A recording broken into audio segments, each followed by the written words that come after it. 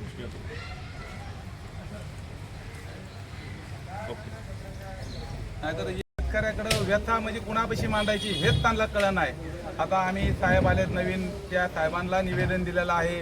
ह्याच्या अगोदर 4 केस केलेले, उमरगा चिवरीची केस तुम्हाला सांगतो, ह्याच्या एक 10 दिवस अगोदर एक एंट्री दिलेली. म्हणजे पण तरी होऊन शिरी जर चोराची एवढी ताकद असेल, पण 10 दिवसांनी एवढी चोरी करायची, 40 लोकांच्या वायर चोरून न्यायची, आणि त्याचा आज CC कॅमेऱ्या माध्यमातून एक 2 व्हीलर कोणता T-शर्ट असं जर सापडलं, तर आमची तुम्हाला एक विनंती की मीडिया माध्यमातून पण एक त्याला त्या चोराचा पूर्ण तपास व्हावं आणि त्या मुळापर्यंत जावं आणि शेतकऱ्याला योग्य ते न्याय भेटावं, एवढीच आम्ही अपेक्षा करतो. की शेतकरी जे आता आण जे आले आपल्या हातापाताशी, ते त्याचं 10 दिवस जर मोटर नसेल, वायर नसेल, तर त्यांनी करायचं काय? ते धान्य असं सोडून द्यायचं का? एक तर बाजारभाव नाही आणि परत हे वर्ण हे दुखणं, हे सगळ्या शेतकऱ्यांनी आता हे 10 दिवसापूर्वी वायर आणली परत गेली, काय करणार? किती वेळा वायर आणायची?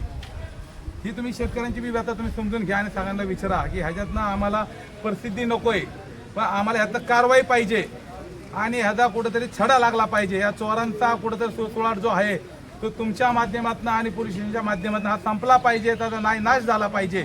आणि येणाऱ्या काळामध्ये हे आम्हाला अशा गोष्टी तुम्हाला पण ऐकायला नाही भेटल्या पाहिजे आणि आम्हाला पण नाही ऐकायला भेटलंय, हे तुमच्या माध्यमातून माझं सांगणं आहे. बाकी तुम्ही शेतकऱ्यांशी विचारू शकता.